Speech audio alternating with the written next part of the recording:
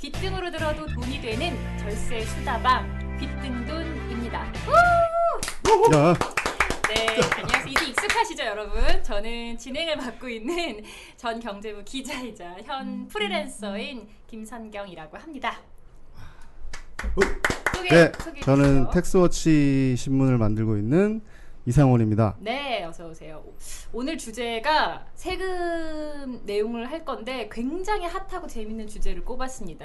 요즘 정말 좀 가장 핫한 키워드인 것 같은데 컨텐츠 크리에이터라고 들어보셨죠? 요즘에 혼자서 이제 뭐 1인 방송이라고도 많이 말하는데 컨텐츠를 만들어서 대중들과 공유하는 이런 1인 창작자들을 이렇게 부릅니다. 뭐 이름만 돼도 뭐 유명하신 분들 뭐 대도서관, 뭐 벤츠 뭐 이런 분들 계신데 이런 분들이 이제 그런 컨텐츠가 유튜브 채널, 뭐 아프리카 TV 이런 데서 굉장히 조회수가 많아지면서 뭐 광고가 붙으면서 억대 수익을 올리는 사람들이 지금 많습니다. 그래서 지금 굉장히 관심이 많이 가고 있고 또 요즘 어린아이들 같은 경우는 예전에는 이제 연예인이 되고 싶었는데 네. 지금은 이제 이 크리에이터가 되는 게 꿈인 아이들이 많을 정도로 정말 세상이 바뀌었어요. 그래서 오늘은 이 크리에이터 분들이 벌어들이는 돈 어마어마하게 번다고 하니까 당연히 돈을 벌면 세금을 내야 하지 않겠습니까?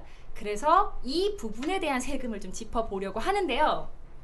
오늘도 역시 저희가 좀 핫한 주제다 보니까 아주 특별한 게스트를 한 분 모셨습니다. 자기소개 들어보겠습니다. 아주 뭐 연예인처럼 하고 오셨는데 오늘 안녕하세요. 네, 안녕하세요. 네, 자기소개해 주시죠. 예, 안녕하세요. 저는 서울 종로에서 그 세무회계 여솔의 대표 세무사라고 있는 방준영 세무사라고 합니다. 방준영 세무사님입니다. 자, 근데 이분이 오늘 되게 핫한 주제를 하는 만큼 핫한 세무사라고 하는데 맞습니까? 이상원 기자님이 좀 소개를 덧붙여 주시죠. 네. 이분이 네. 사실 그 스포츠 선수랑 연예인 세무 대리를 많이 하세요. 그래서 크리에이터도 요즘에 아까 말씀하신 대로 되게 유명해지고 얼마 전에 그 크리에이티브 행사의 그 취재 후기를 봤는데 네. 거의 뭐 연예인급으로 사인 공세를 하고 네네네. 네. 그래서 이 그 세무 처리도 비슷하다고 해요. 그래서 이분한테 좀 상담을 받을 수 있지 않을까. 그래서 좋은 정보를 알려주실 것 같습니다. 방준영 세무사입니다. 셀럽들을 많이 이제 고객으로 두고 계신 그런 우리 방준영 세무사님이시고요. 자, 저희가 이제 여쭤보려고 하는 거는 자, 이제 그 사실 저도 이제 회사를 다니다가 네. 기자로서 회사를 다니다가 이제 프리랜서로 전향을 하면서 일종의 제가 컨텐츠를 만들어서 공급을 하면 이제 크리에이터가 될 수 있는 거잖아요. 네. 그래서 저도 굉장히 관심이 많은데 일단 이런 부분에서 수익적인 부분이 가장 궁금하긴 해요. 지금 저희가 일반적으로 아는 거는 팔로워가 많다거나 예. 뭐 조회수가 많다거나 그럼 이제 광고가 붙어서 수익이 난다 이렇게 일반적으로 알고 있는데 예. 이 부분에 대해서 조금 쉽게 설명해 주실 수 있으실까요? 일단 그 크리에이터라고 하는 그 유튜버 그리고 뭐 아프리카 VJ 이런 분들이 가장 좀 대표적이잖아요. 네. 근데 이제 그분들의 이제 수익 구조를 조금 알기 위해서는 기본적으로 지금 전통적인 그 연예 수익 구조와 이걸 좀 비교를 하는 게 좀 쉬우실 것 같아요. 네네. 그러니까 일단 전통적으로 그 어떠한 컨텐츠물이 만들어진다고 한다 그러면은 전통적인 시장에서는 방송 매체에 그 제작물을 제작을 할 때 거기에 이제 참여하는 그 연기자라든지 그런 엔터테이너들이 참여를 할 때 그 들어가는 루트가 크게 한 3가지 정도로 분류가 돼요. 네. 그럼 일단 기본적으로 그분들의 소속이 어떻게 되어 있는 따라 좀 달라지는 것 같아요. 그러면은 일반 뭐 우리가 알고 있는 SM이나 YG 같은 그 대형 기획사에 소속이 되어 있는 그런 연기자들이 그런 뭐 프로그램이 만들어질 때 네. 회사 대 회사의 계약을 맺고 들어간 다음에 그 기획사에서 수익금을 선수들 그렇죠. 죄송합니다. 연기자들의 그런 출연료로서 그 인적 요명으로 이제 분배를 해주는 구조가 이제 가장 대표적일 것 같고요. 네. 근데 이제 이렇게 대형 기획사에 소속이 되어 있지 않거나 개인적인 능력이 좀 특출한 그런 연기자 같은 경우는 그냥 뭐 직거래처럼 다이렉트로 방송국이나 제작사랑 붙죠. 그 뭐 대표적인 뭐 분들 중에서는 뭐 저랑 같이 일하고 있는 안정환 해설위원 같은 경우도 약간 그런 케이스예요. 축구 선수 안정환 예, 씨. 예. 네. 근데 이제 뭐 기획사도 있긴 한데 실질적으로 다이렉트로 대형 기획사가 아니라서 붙는 일을 하는 그런 케이스가 있을 수가 있고요. 그리고 이제 대형 기획사에 있다가 계약 기간이 끝나가지고 뭐 이런 말 하면 좀 그렇지만 나눠 먹는 게 좀 싫다. 나 혼자 다 먹고 싶다. 그랬을 때 1인 기획사를 많이 설립을 하잖아요. 맞아요. 1인 기획사. 예. 네. 그랬을 때 이제 사업자를 따로 내시고 1인 기획사로서 또 사업자 대 사업자로 계약을 하는 요런 이제 세 가지 케이스로 좀 나눌 수가 있을 것 같아요. 그러면은 지금 이제 말하는 이제 뭐 유튜브라든지 아프리카 그러니까 BJ 같은 경우는 이런 분들 어떻게 진행이 되느냐? 요것도 사실은 비슷해요. 그런데 유튜브라는 플랫폼 안에 네. 물 한잔 하시고. 아 예. 긴장이 되네요. 아니요. 많이 긴장했어 지금. 네. 평소와 많이 달라. 그래서 하다 보면 풀리니까. 아니 왜 그러냐면은 네네. 뭐 이게 B급이 아니잖아요 우리가 아니, 이 빅등돈이 괜찮아요. 그래서 그런 거습니다.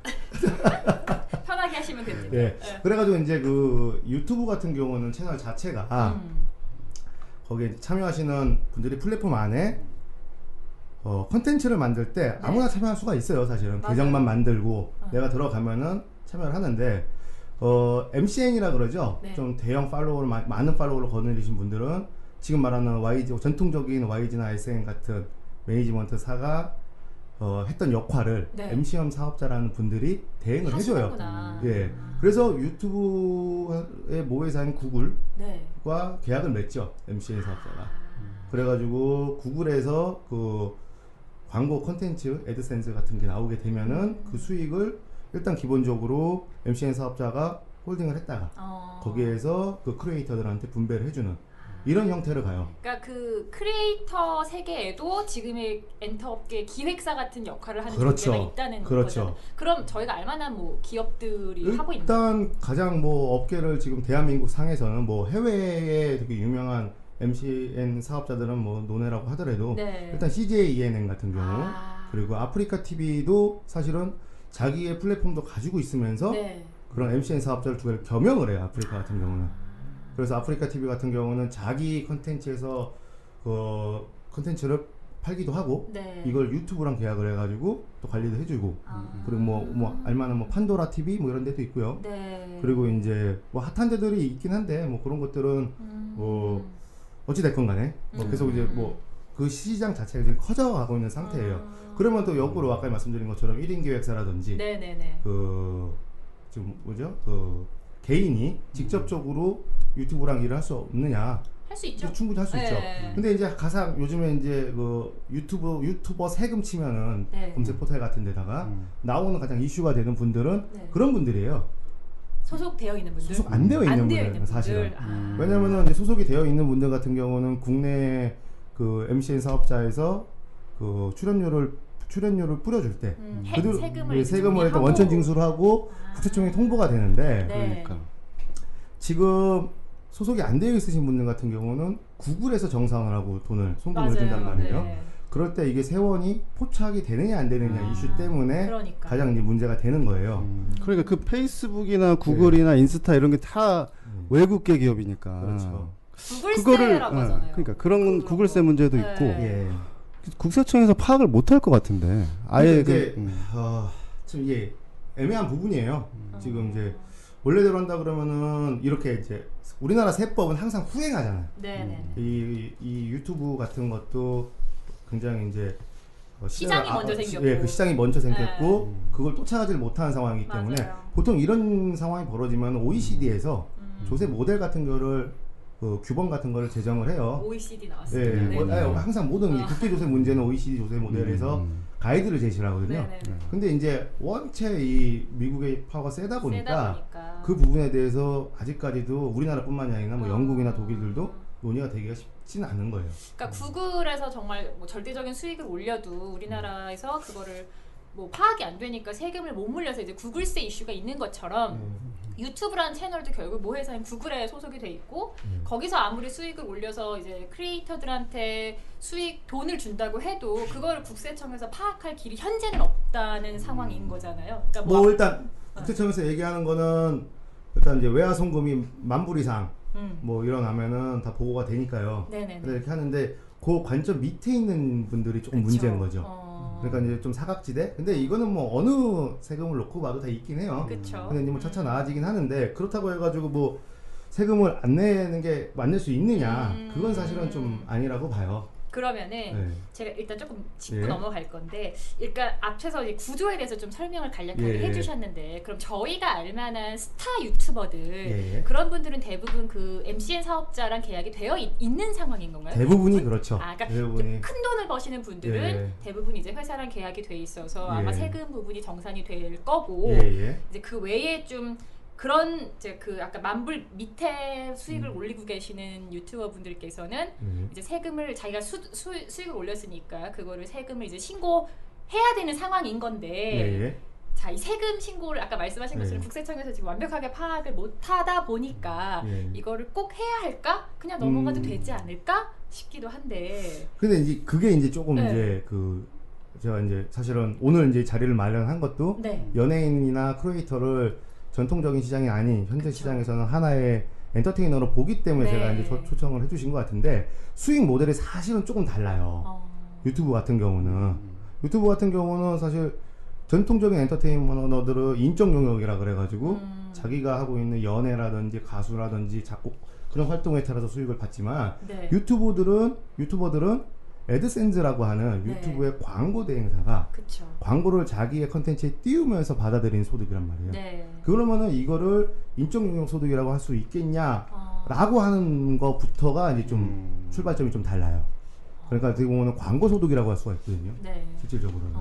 그러면은 광고 소득 부분에서 인적 영역자 같은 건 부가가치세 문제가 사실은 없단 말이에요. 그러면 이게 이제 광고 사업자가 된다라고 생각을 해버리면은 얘기가 좀 달라져요. 그러면은 광고 대행사라든지 광고를 집행하시는 입장에서 수익이 발생을 한다면 부가가치세 이슈들이 있거든요. 그런데 이게 유튜브가 사실은 소비가 되는 데가 네. 우리나라에서만 소비가 되는 게 아니잖아요. 그렇죠. 전 세계에서 다 소비가 돼버리니까.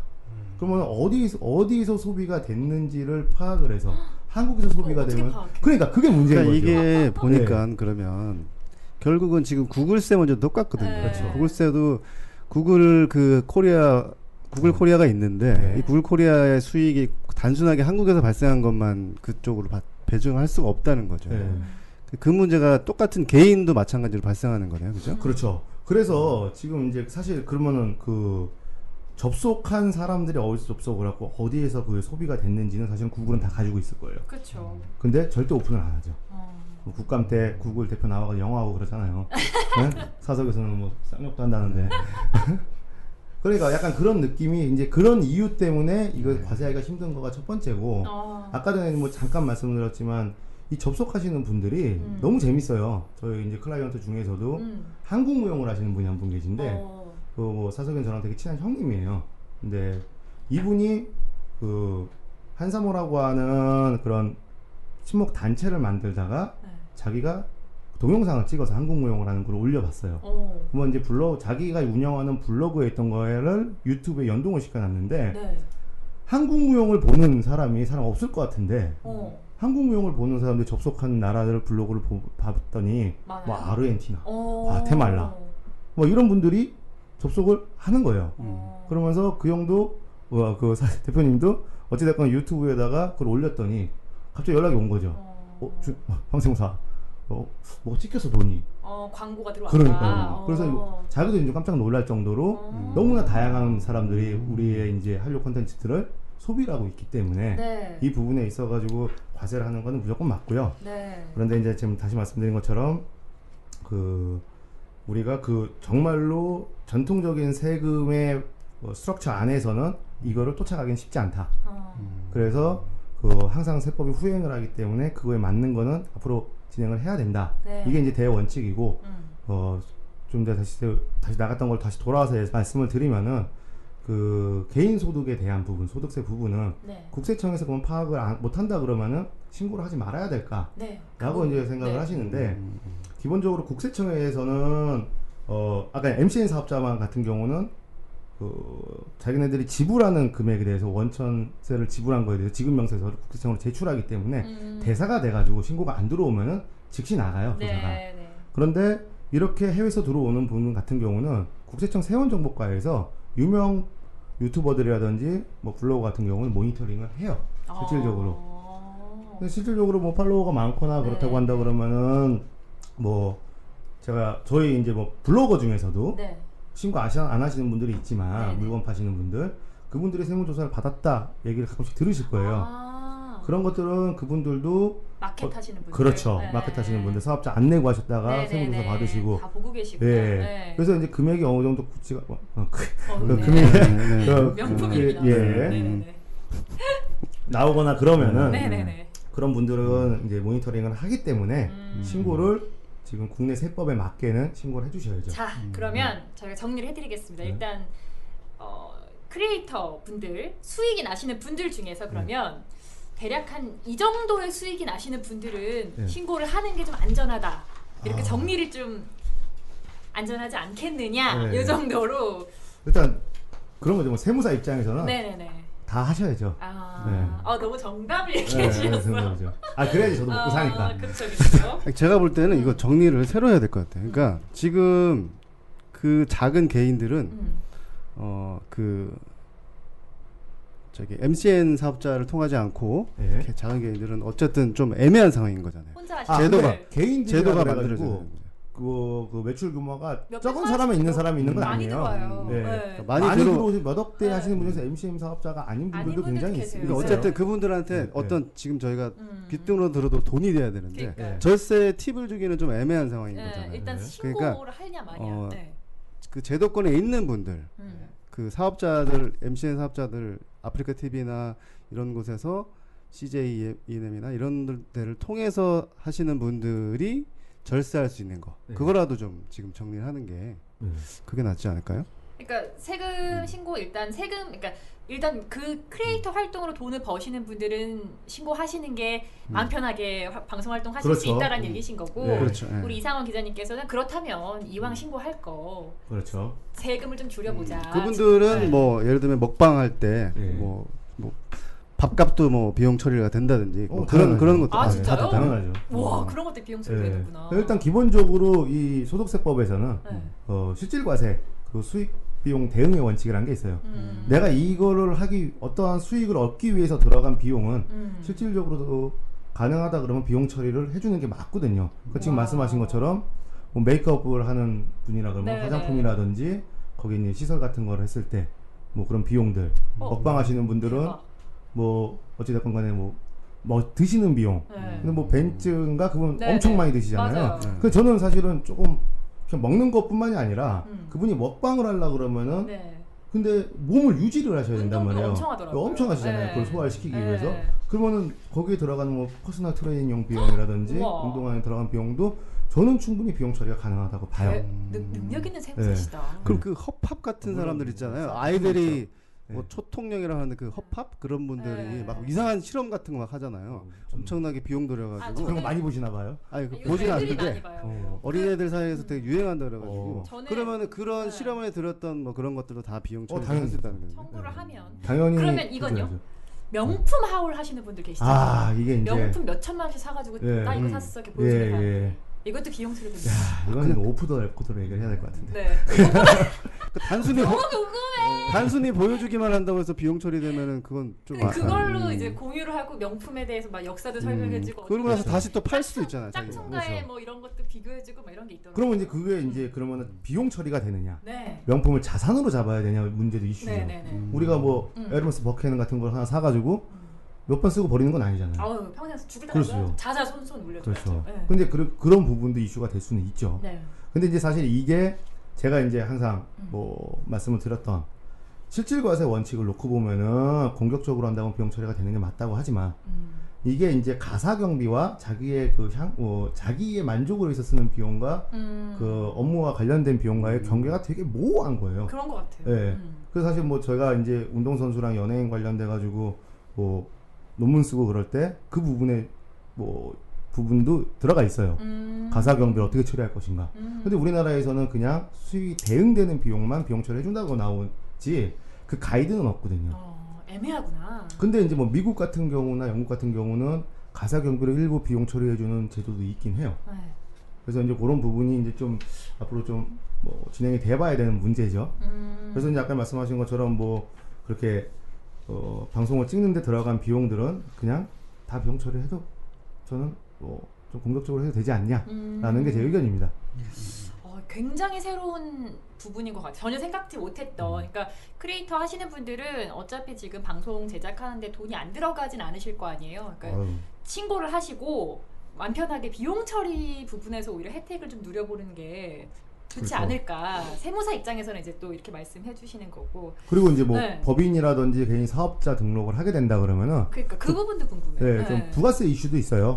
부가세 환급도 이게 인적 용역이 아니라 광고나 그런 뭐랄까 그 제작물로 사업자를 낸다 그러면은 네. 부가가치세 환급도 가능하지 않을까라는 환급. 예 가능은 합니다. 아 궁금하게 이제 유튜버 분들이 이제 물론 혼자 정말 혼자서 편집하시고 혼자 하시는 분들도 있지만 그 팀 이제는 거의 막 팀제로 다 움직이시잖아요. 그렇죠. 아이디어도 내고 촬영 따로 하고 편집도 따로 하시는 분 이렇게 해서 거의 이제 팀으로 움직이시기 때문에 이런 경우는 수익에 대해서 뭐 분배 문제도 있을 수 있고 말씀하신 네. 것처럼 부가세 이슈도 있을 수 있어서 법인 설립을 하는 게 유리한 건지. 일정 네. 규모가 올라가면은 저는 좀 하는 게 낫다고 생각이 좀 들어요. 뭐 당장에 이제 절세 측면도 있지만 그리고 이제 요즘에는 또 어린 친구들이 또 그거 하잖아요. 네.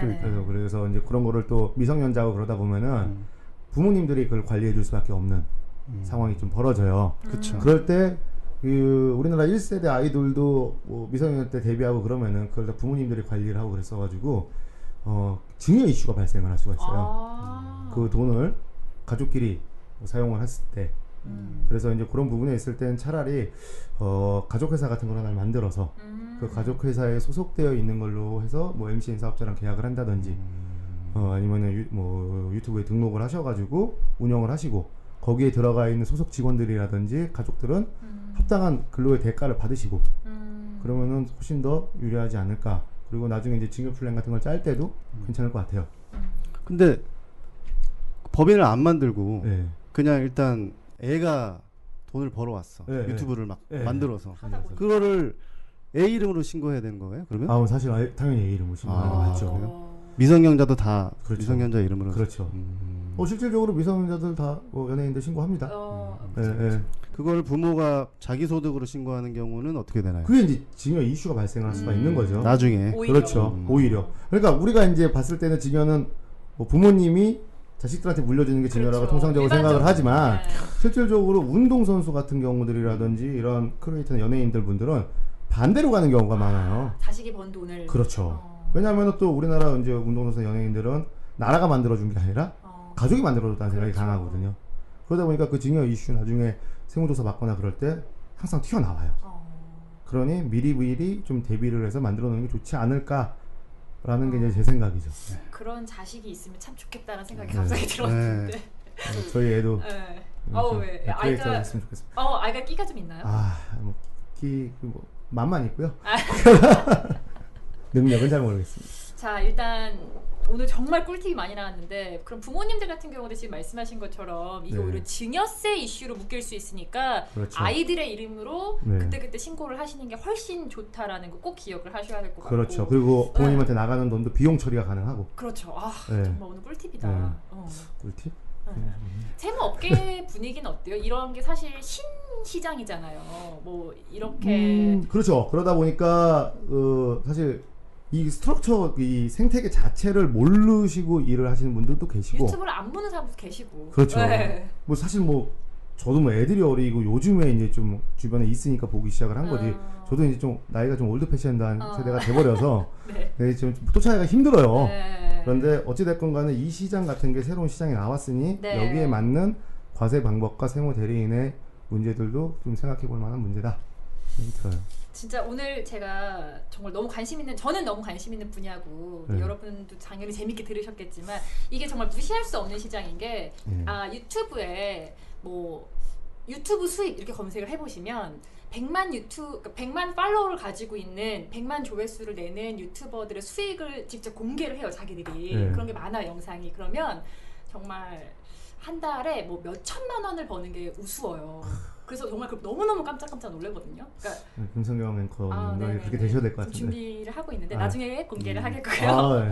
그때 세무사는 네, 그럼 우리 방송사님께 아무튼 그러니까 이 시장이 점점 커지고 있기 때문에 아마 과세 당국에서도 뭐 조만간은 모르겠지만 기준을 분명히 마련할 거고 말씀하신 것처럼 이미 대형 유튜버 스타들한테는 이미 뭐 감시하고 있으니까 그렇죠.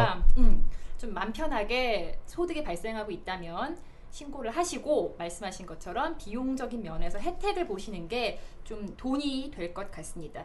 오늘 정말 새로운 분야죠. 유튜버 이런 크리에이터 분들의 세금에 대해서 알아봤습니다. 이 분야의 전문 세무사십니다. 방준영 세무사님과 함께 했습니다. 마지막으로 오늘 귀한 시간 내주셨는데 앞으로 나는 좀 이런 부분에 특화되어 있으니까 이런 분들은 나를 좀 찾아서 세무 상담 받으시면 제가 아마 도움이 될 것 같습니다. 이렇게 간단하게 홍보 플러스 자기소개 마무리 지을까요? 아, 이게 홍보하면은 너무 이런 거 하러 나온 사람 같잖아요. 아니에요. 사실 그런데 자신의 요즘 크리에이터들이 다 자신의 장점을 어필하잖아요. 예. 네. 일단 그래요. 이 세무업계에 다양한 전문 분야를 가지신 분들이 많은데요. 그러니까요. 일단 기본적으로 전통적인 연예 컨텐츠에 관련된 세무도 하고 있고 네. 이제 시대가 변해가는 만큼 열심히 쫓아가는 세무사니까요. 그래도 이제 크리에이터 분들 세무적인 이슈가 발생하거나 앞으로 자기가 이런 걸 꿈꾼다 그러면은 한번 세무회계 여솔에 연락 한번 주시면은 친절히 상담해 드리겠습니다. 네, 방준영 세무사와 함께했던 기등돈이었습니다.